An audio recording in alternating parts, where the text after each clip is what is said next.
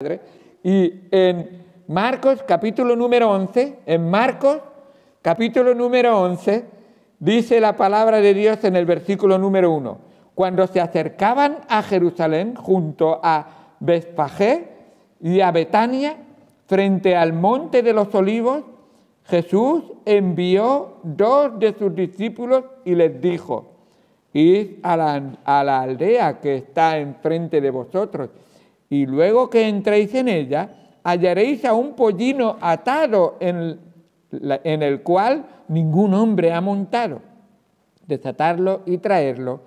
Y si alguien os dijere: ¿por qué hacéis eso?, decís: el Señor lo necesita y que luego lo devolverá. Fueron y hallaron el pollino atado fuera a la puerta en el recodo del camino y lo desataron. Y unos de los que estaban allí le dijeron: ¿qué hacéis desatando el pollino? Ellos entonces le dijeron como Jesús había mandado y los dejaron. Trajeron el pollino a Jesús y echaron sobre él sus mantos y se sentó sobre él. También muchos tendían sus mantos en el camino y otros cortaban ramas de los árboles y las tendían por el camino. Y los que iban delante y los que venían detrás daban voces diciendo: Hosanna, bendito el que viene en el nombre del Señor, bendito el reino de nuestro padre David que viene. Hosanna en las alturas. Y entró Jesús en Jerusalén y en el templo, y habiendo mirado alrededor todas las cosas, como ya anochecía, se fue a Betania con los 12. Vamos al Señor en oración. Amado Señor Dios Santo, gracias por tu palabra y gracias por lo que tú nos enseñas en ella. Ayúdanos, Señor, a comprender y a entender que tú eres Dios Todopoderoso y, sin embargo, aún así te humillaste ante los hombres para hacer la voluntad de tu Padre.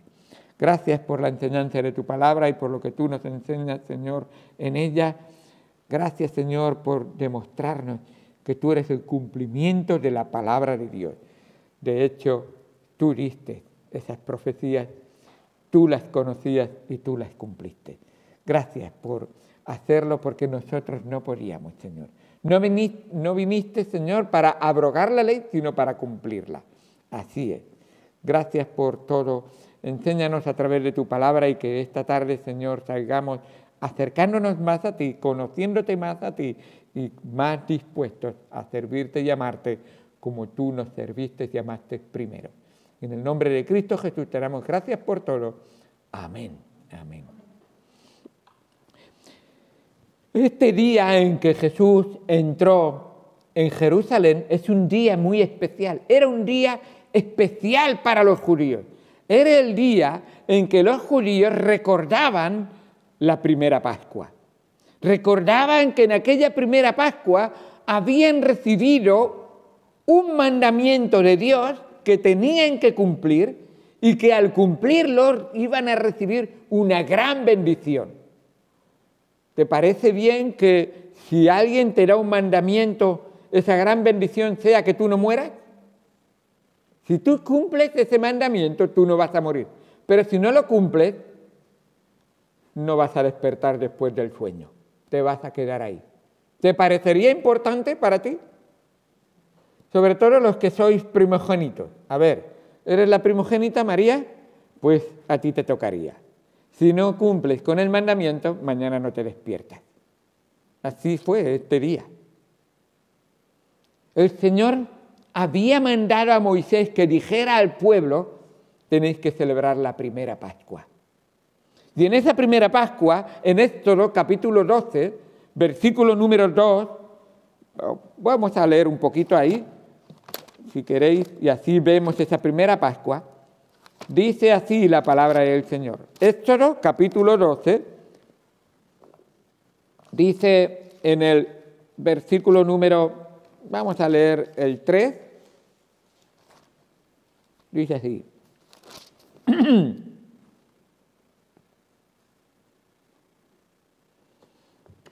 Voy a empezar, sí, lo que he dicho, en el 2. Este mes os será principio de los meses. Para vosotros será este el primero en los meses del año. Hablad a toda la congregación de Israel diciendo, en el 10, Éxodo 12, versículos números 2 y 3. Éxodo, capítulo 12, versículos 2 y 3. Estoy ahora en el 3. Hablad a toda la congregación de Israel diciendo, en el 10 de este mes, tómese cada uno un cordero, según las familias de los padres, un cordero por familia. Aquí está. Y tú dices, ¿qué tiene que ver un cordero con el Señor Jesucristo? Sí, sí que tiene que ver. Y tiene que ver, y no poco, mucho. Cuando Juan el Bautista vio venir al Señor Jesucristo, cuando él estaba bautizando en el río Jordán, ¿recordáis estas palabras? Al verle venir, como viene ahora José, le dijo, he aquí el Cordero de Dios que quita el pecado del mundo. Apareció ahí de momento el Señor Jesús. Y cuando dijeron, el Cordero de Dios, si vemos a un hombre, quizá con barba, así como José y todo, si vemos a un hombre, sí, pero Él es ese Cordero de la Pascua que fue pedido para que fuera el sustituto, y eso es lo que necesitas, María, un sustituto, si eres la primogénita, un sustituto. Ezequiel, ¿tú eres el primogénito, el mayor de tus hermanos? Claro, ¿eres el único de tus hermanos? Sí. Entonces, tú necesitas un sustituto. Y cada uno que sois mayor, pero generalmente esto se aplicaba a todo ser humano, porque todos necesitamos un sustituto. ¿Sabes la condición para saber si necesitas un sustituto cuál es? ¿Has cometido un pecado? Ya necesitas un sustituto. Porque por causa de nuestro pecado necesitamos un sustituto. ¿Recordáis el versículo? La paga del pecado es más el sustituto. El regalo de Dios es un sustituto. Jesucristo. Ese es el regalo que Dios nos ha dado. ¿Sabes cuánto te cuesta el sustituto según ese versículo? Gratis. ¿Cómo puede ser algo tan grande, tan maravilloso y tan precioso que me da la vida gratis? Está obvio, ¿por qué? No tienes dinero, ni tendrás vida suficiente para pagarlo. Es un precio incalculable.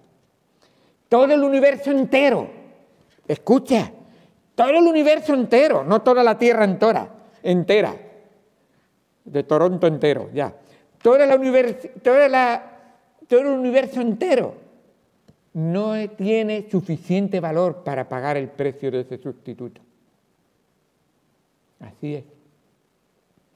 Entonces, qué bendición que Dios me dice gratis.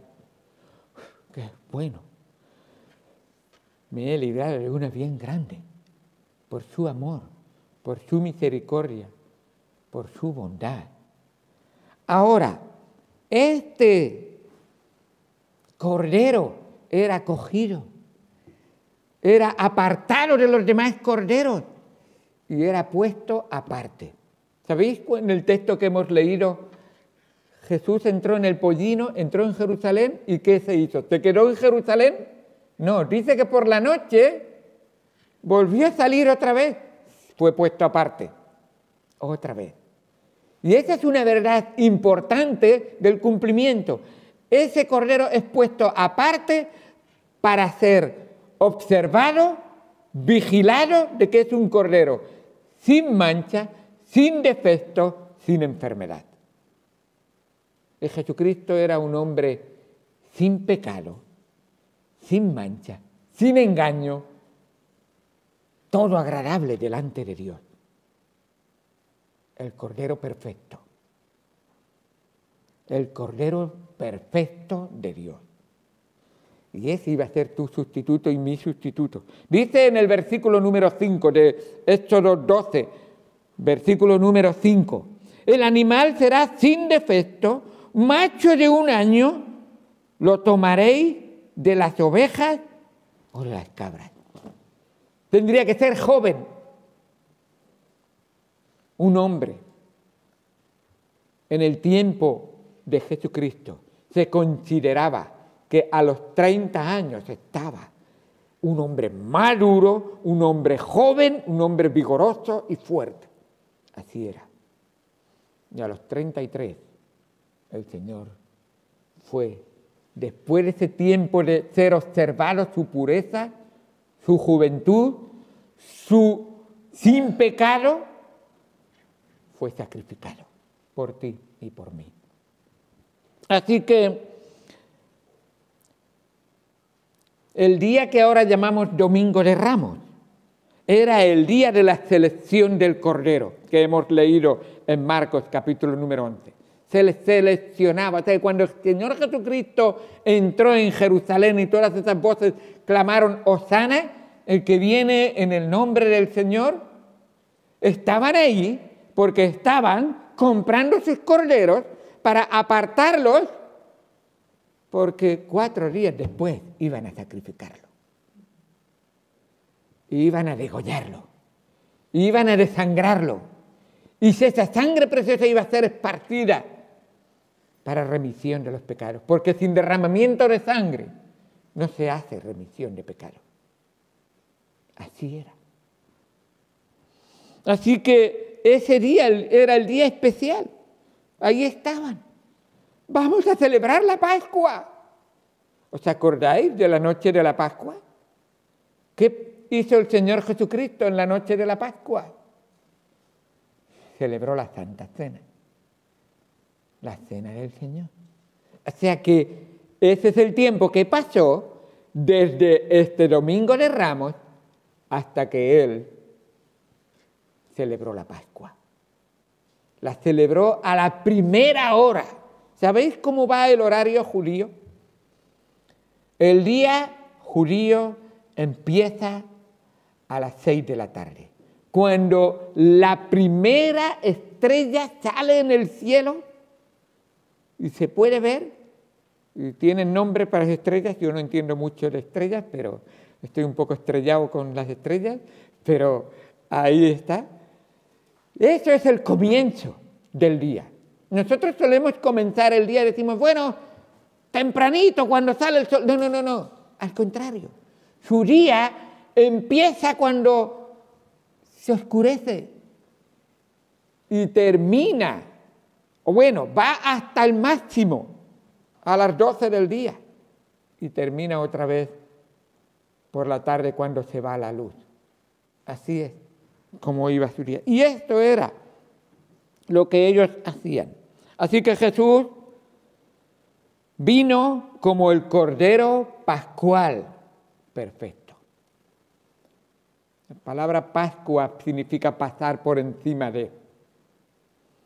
Así que significaba que el ángel de la muerte en aquella noche, cuando estaban los judíos en Egipto y habían cogido su cordero y lo habían sacrificado y habían obedecido cogiendo la sangre del cordero y habían manchado los 2 postes de la puerta en la calle y el dintel arriba. Dintel se llama el travesaño que va del aro al aro. Entonces cuando el ángel pasaba y veía esa sangre, pasaba por encima de esa casa. Esa casa no la tocó. La mamá, el papá del hijo había amado tanto a Dios que había obedecido y había librado a sus hijos de la muerte. Y la muerte no entró. Hubo casas donde dijeron, ¿Dios va a mandar en mi vida? Sí que creo que existe un Dios, pero no va a mandar en mi vida. Y muchos egipcios y otros, incluso, no nos dice cuántos, incluso de posiblemente israelitas que no creyeron. Experimentaron el crujir y el rabiar, el crujir de dientes y la rabia de ver la muerte por su obstinado corazón. Un clamor muy grande hubo en la casa de Faraón, porque él dijo, yo estoy por encima de Dios en cuanto a las decisiones de mi vida. y no quiso escuchar ni obedecer a Dios, pero no fue el único. Grandes y pequeños estuvieron reconociendo y viendo, a pesar de las consecuencias, que hay un Dios verdadero. Ahora, este Cordero de Dios, precisamente lo tenemos aquí. He aquí el Cordero de Dios que quita el pecado del mundo. Juan, capítulo 1, versículo 29, es el texto que tenemos ahí. Qué importante es. Juan sabía, si no tenemos un Cordero que sea nuestro sustituto, estamos perdidos. No hay solución. No vale religión, no vale disciplina, ni siquiera vale tu arrepentimiento, sin que tu arrepentimiento esté basado en aceptar el sacrificio sustitutorio del Hijo de Dios. ¿Sabéis que hay religiones donde enseñan a arrepentirse, pero no creen en Jesucristo y están perdidos? Tu arrepentimiento no te va a salvar. Es la obra del Hijo de Dios cuando tú arrepentido vienes a Él. Esa es una verdad fundamental, porque tenemos religiones que se llaman cristianos, pero no creen en la obra expiatoria y sustitutoria de Jesucristo solamente. Dicen, creemos en eso y más cosas. Por lo tanto, denigran la obra del Señor Jesucristo, pisotean la sangre de Cristo y desprecian la voluntad del Padre. Y la palabra de Dios no es autoritativa para ellos. ¿Entendéis lo importante que es que Cristo sea solo? Por eso una de esas 5 doctrinas que se enfatizan, solo Cristo salva. Es importante.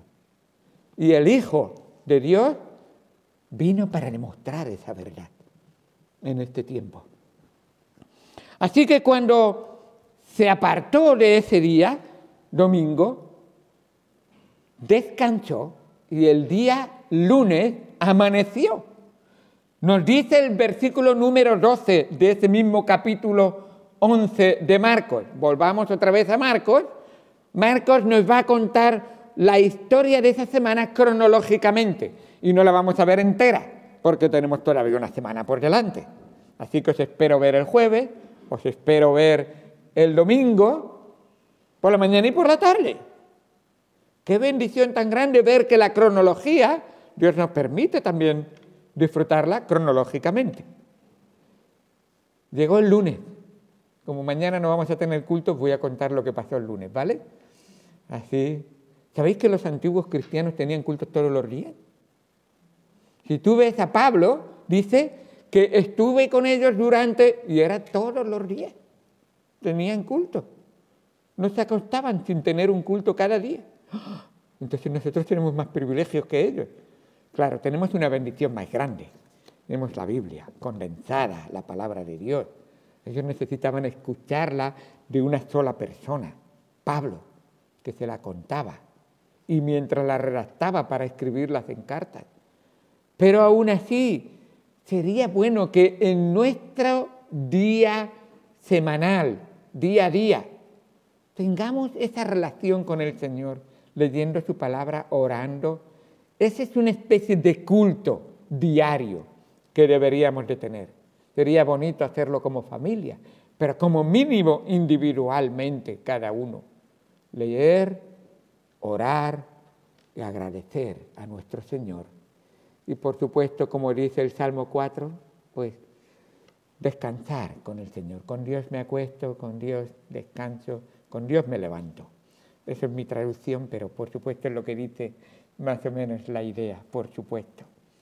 Pues se dice en Marcos 11, 12, capítulo 11, versículo 12. Al día siguiente, esto es lunes para nosotros, cuando salieron de Betania, que había vuelto a Betania, ¿os acordáis?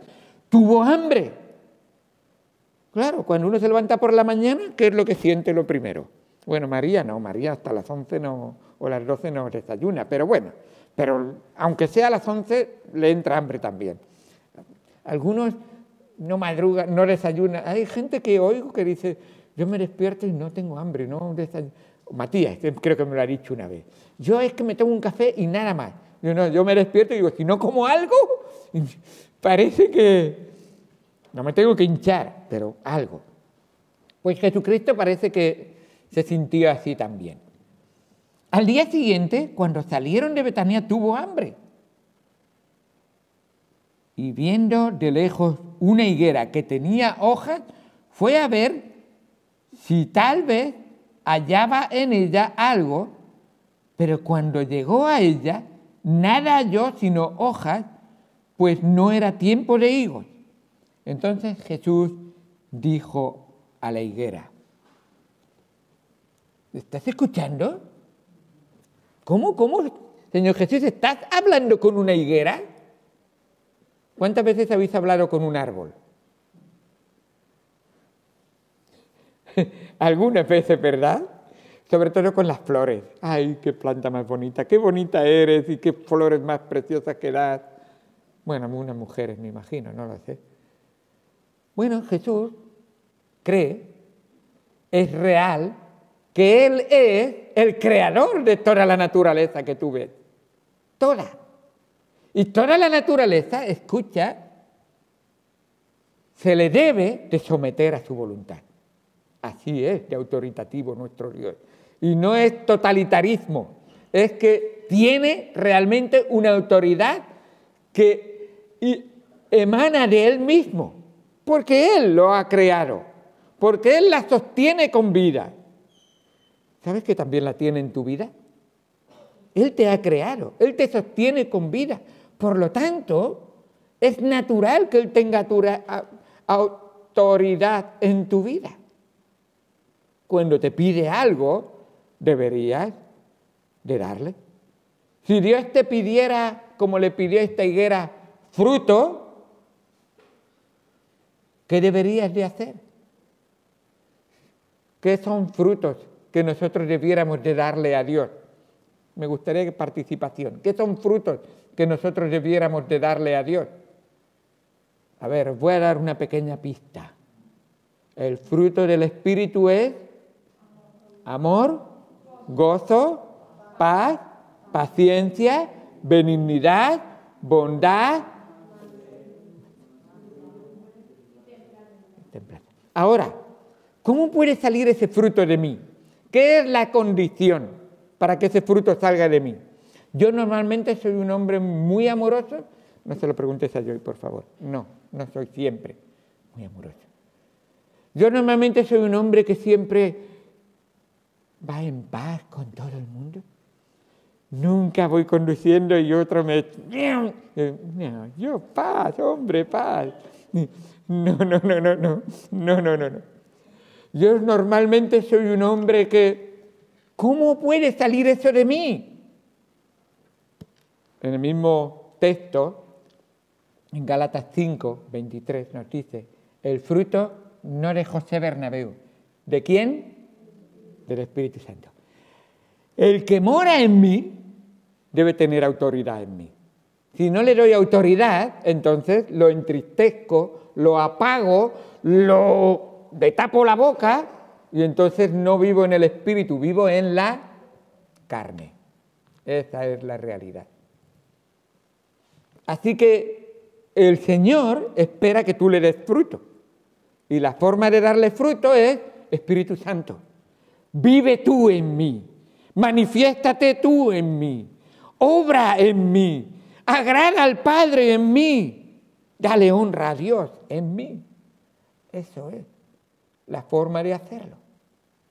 Pero aquí nos dice que había uno que da un ejemplo de que no tenía fruto. Nos dice la palabra de Dios: entonces Jesús dijo a la higuera: nunca jamás coma nadie fruto de ti. Y lo oyeron sus discípulos. Ahí está. Recuerda que tiene toda autoridad. Vamos a ver que al día siguiente volvió a pasar por al lado de la higuera y se la acabó. ¿Sabéis por qué? ¿Es posible que eso pase en alguno que venga a la iglesia? Sí, es posible. Pero la razón será porque nunca tuvo el Espíritu Santo dentro de su corazón y no pudo dar fruto. Tenía apariencia de, conocía el lenguaje de, leía incluso la palabra de, pero nunca vivió en él ni el Señor, ni el Espíritu Santo. Porque recuerda, nadie se pierde si es de Él. Nadie deja de ser hijo de Dios si alguna vez ha sido hijo de Dios. Puede ser un hijo de Dios rebelde y Dios lo va a disciplinar, pero no deja de ser un hijo de Dios. Y si es rebelde, Dios no va a quedar pasivo, va a estar activo en su vida. Porque ¿qué hace Dios al hijo que ama? Lo disciplina. A veces es un pan, a veces son unas palabras, a veces son unas pruebas, a veces incluso son unas situaciones de la vida que dices, si hubiera obedecido de lo que me hubiera ahorrado. Si hubiera escuchado lo bien que habría andado en el camino del Señor. Pero a veces no hemos querido hacerlo. Así que el Señor Jesús siguió caminando y entró en ese camino, para los que no sabéis, de Betania hasta Jerusalén. Por ese camino hay aproximadamente unos 9 kilómetros. Entró justo por la puerta que entra hacia el atrio, que es la antesala, por decirlo así, del templo. El patio, llamaríamos, el lugar espacioso. Y subiendo esas escaleras va a entrar al templo. Y se encontró que ahí, normalmente en esas escaleras, en un rellano grande que hay, y luego entrando incluso en el atrio, a pesar de las divisiones que hay, para gentiles y judíos, para mujeres y hombres, vio que había unas personas que estaban frotándose las manos. ¡Ah, negocio! Tú vienes de lejos y no tienes cordero. Yo tengo cordero para ti. Yo vender cordero a ti. Sí. Normalmente el cordero es 100 euros, pero a ti costas 1.000 euros porque no tienes cordero, hay que pagar 1.000 euros. Y el Señor dice, ¿qué está pasando aquí? Esto han hecho de la casa de mi padre, en vez de una casa de oración. ¿Sabéis que la iglesia es la casa de oración? ¿Todos sabéis que la iglesia es la casa de oración? ¿Sí? ¿Es importante para Dios la casa de oración? Ahora os voy a demostrar cómo para Jesucristo era muy importante. Si tú no vienes a la casa de oración, estás diciendo, Señor Jesús, me estás enseñando algo que a mí no me es muy importante. Diciendo, si lo que para mí es importante, para ti no es importante, entonces no estamos en sintonía. Tendremos que aplicar la palabra de Dios a nuestro corazón y decirle, corazón, no seas débil, no seas flojo. Esa palabra yo no la utilizaba, pero los suramericanos sí que la utilizan, creo yo, ser un flojo. Y espiritualmente sí que... Y dice así, vinieron, versículo 15, vinieron pues a Jerusalén y entrando Jesús en el templo, comenzó a echar fuera a los que vendían y compraban en el templo y volcó las mesas de los cambistas y las sillas de los que vendían palomas y no consentía que nadie atravesase el templo llevando utensilio alguno. Y les enseñaba diciendo, ¿no está escrito, mi casa será llamada casa de oración para todas las naciones? Mas vosotros la habéis hecho cueva de ladrones. Y lo oyeron los escribas y los principales sacerdotes, que eran los que lo habían permitido, claro.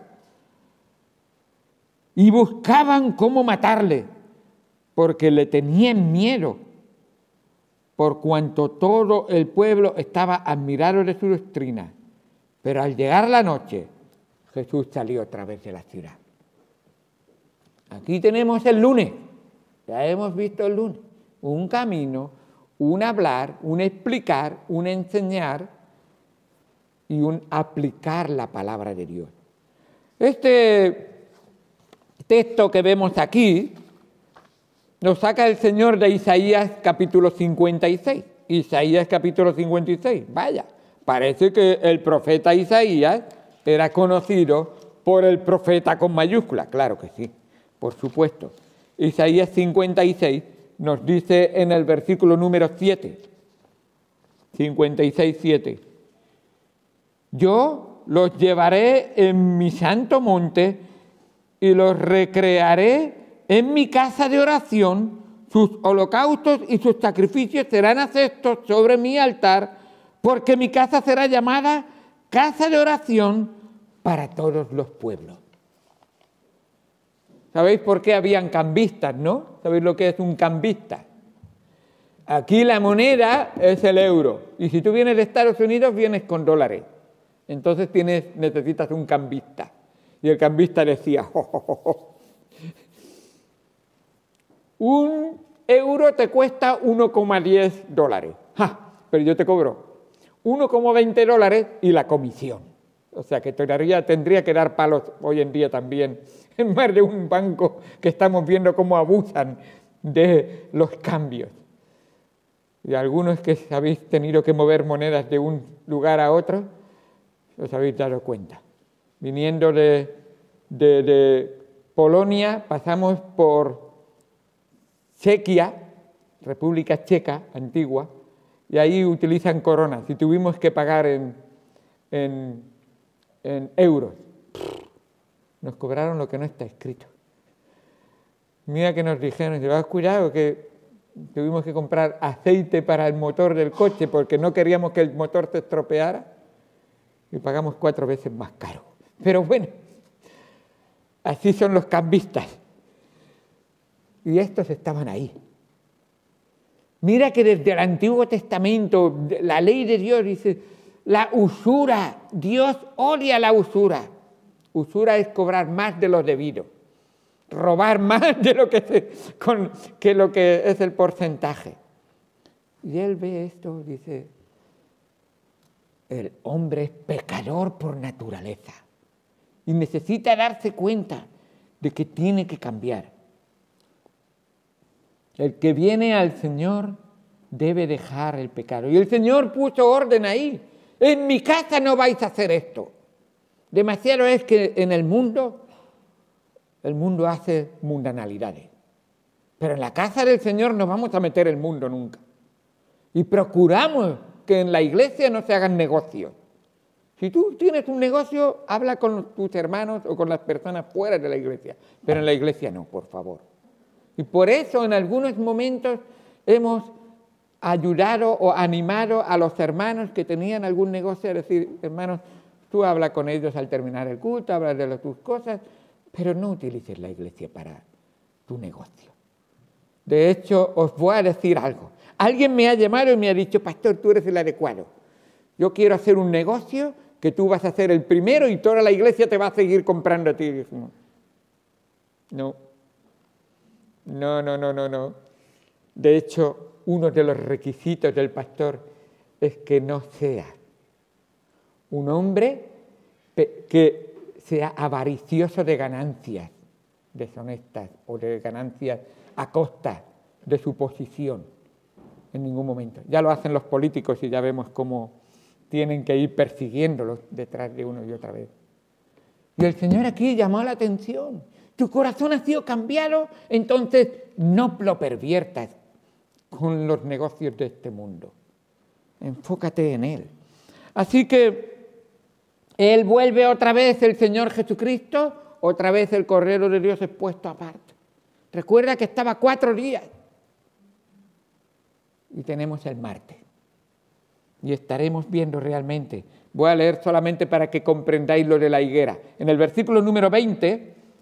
y solamente leemos lo de la higuera y ahí ya vamos a hacer una aplicación y ya terminamos. Versículo número 20, Marcos 11:20. Pasando por la mañana, ahí tenemos ahí, vieron que la higuera se había secado desde las raíces. Entonces Pedro, acordándose, le dijo, Maestro, mira la higuera que maldijiste, se ha secado. Respondiendo Jesús le dijo, tened fe en Dios, porque de cierto os digo que cualquiera que dijera a este monte, quítate y échate en el mar, y no dudare en su corazón, sino creyere que será hecho lo que dice, lo que diga le será hecho. Por tanto os digo que todo lo que pidiereis orando, creed que lo recibiréis y os vendrá. Y cuando estéis orando, perdonad si tenéis algo contra alguno, para que también vuestro Padre que está en los cielos os perdone a vosotros vuestras ofensas, porque si vosotros no perdonáis, tampoco vuestro Padre que está en los cielos os perdonará vuestras ofensas.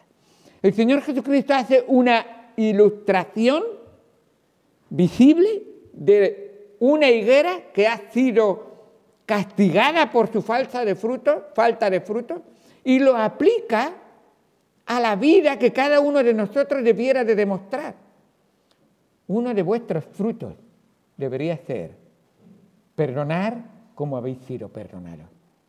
Si tú no estás dispuesto a perdonar como has sido perdonado, y tú dices, ¿cómo he sido perdonado? ¿Cómo te ha perdonado Dios?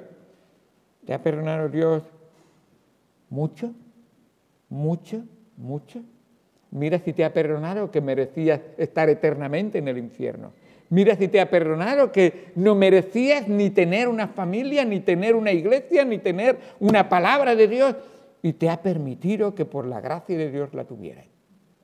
Así es el perdón del Señor. De hecho, eso es una de las manifestaciones de que Dios mora en tu corazón, de que al orar Él enseñó, Padre, perdónanos nuestras deudas, como nosotros perdonamos. Si tú no estás perdonando, entonces tendrás serios problemas para ser perdonado por el Señor, porque tendrás un corazón no arrepentido. Entonces, si no te has arrepentido, no estás en el camino de recibir el perdón y la limpieza de tu pecado. Es importante. Así que ya se nos ha ido el tiempo, pero hemos visto muy bien cómo Dios obra de una manera especial. Vemos ahí cómo el Señor Jesucristo tiene toda autoridad, de tal manera que en esa autoridad Él no hace las cosas a la fuerza. Pide que le traigan un pollino que le va a servir. Y les dice, no lo robéis, no lo cojáis a la fuerza, no impongáis, sino si alguien os pregunta, explicarle y decirle que es para el Señor y que lo va a devolver. Vemos aquí realmente como la voluntariedad del servicio al Señor. El Señor espera que tú voluntariamente le sirvas, le obedezcas, le sigas, le honres, le glorifiques.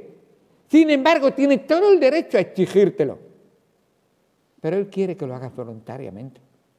Tiene todo el derecho por creación. Tiene todo el derecho porque sostiene tu vida. Tiene todo el derecho porque ha pagado por tu vida. Porque le pertenece. Y sin embargo dice, te voy a dejar que voluntariamente. Y de esa misma manera muestra como este pollino, estos siervos y las personas a las que fue pedido el pollino, ese hijo de asna, voluntariamente. Y qué bonito es ver que no lo hace por la fuerza y Él quiere que tú voluntariamente decidas venir a Él y por amor, porque Él nos amó primero. Sírvele por amor. Me ha amado, debo demostrarle ese amor. Un corazón lleno de gratitud. También vemos ahí cómo Él muestra su poder. Les dice, vendrán y os preguntarán. Y vemos qué poder, que puede prever las cosas. Es omnisciente. Ese es el Dios al que sirve. Es omnisciente, Él lo sabe todo. Me ha pedido algo, ¿cómo voy a enfrentar la situación? Y el Señor dice, no te preocupes, yo ya lo sé ya, ¿cómo la vas a enfrentar? Y cuando te llegue el momento, no te tienes que preocupar, yo te daré las palabras para que las digas. Yo te traeré a la mente lo que es tu relación conmigo para que tú tengas la oportunidad de presentarte delante de los demás. Él es el Todopoderoso. Y si Él vive y mora en ti y tú tienes comunión con Él, no te tienes nada de qué preocupar. Mayor es el que está en vosotros que el que está en el mundo. ¡Qué bendición! Así que la última aplicación es, hermanos, que no estemos vacíos, como esa higuera. y que no estemos traficando en este mundo como en ese templo que estaban, en vez de que reinara el Espíritu Santo en nosotros, está reinando la carnalidad y el mundo. El Señor Jesús dijo unas palabras a una iglesia, y con esto termino. Apocalipsis capítulo 3, versículo 2, dice así, Apocalipsis 3, 2, escribe la iglesia de Sardis y les dice, escribe al ángel de la iglesia en Sardis, el que tiene los 7 espíritus de Dios y las 7 estrellas, dice esto, yo conozco tus obras, que tienes nombre de que vives y estás muerto. Tienes nombre de cristiano y no vive Cristo en ti. Sé vigilante y afirma las otras cosas que están por morir, porque no he hallado tus obras perfectas delante de Dios. Tú tienes conocimiento de Dios, pero no tienes a Dios en tu corazón. Tú tienes nombre de cristiano, pero no vive Cristo en ti. Tú crees y sabes algunos versículos, pero no los vives en tu vida. Y esta iglesia en Sardis tenía esa clase de gente. Y dice, cuidado, porque tienes nombre de que vives y estás muerto. ¿Sabéis que hay muertos andantes por este mundo? ¿Cómo se llaman esos? Esos zombies, esa es la palabra. Hay zombies por ahí, espiritualmente muertos, y bueno, no andan de esa manera, pero en su corazón están así realmente. Espero que tú, en tu corazón, no sé cómo será tu vida, pero que en tu corazón muere Cristo, porque le has recibido, has aceptado al sustituto, el Cordero de Dios que quita el pecado del mundo, y Él reina en tu mente, tu corazón y en tu vida. Por lo tanto, estás dispuesto a seguir dejando a Él vivir en ti para que amar a Dios con todo tu corazón, con toda tu mente y con todas tus fuerzas sea la meta y el propósito de tu existencia en esta tierra. Si no lo es, entonces te falta mucho. El verdadero amor, Jesucristo. Vamos al Señor en oración. Amado Señor Dios Santo, gracias por tu palabra y por las obras que tú hiciste en esta semana, cómo enseñaste a tus discípulos, cómo mostraste a las personas que no creían en ti, que estaban tremendamente equivocados, cómo es posible que alguien esté en la iglesia, pero no sea de la iglesia. Señor, enséñanos a nosotros a ser íntegros, a darte toda nuestra vida, a dejarte a ti reinar y vivir en nuestra mente, corazón y vida. Que tu palabra, el verbo, sea una realidad, no sea algo intelectual, sino que sea algo que fluye por nuestras venas, algo que sea más importante que el pan que comemos. Porque no solo de pan vivirá el hombre, sino de toda palabra que sale de la boca de Dios. Eso es vida. Jesucristo es el camino, la verdad y la vida. Gracias por lo que tú nos enseñas en tu palabra. Ayúdanos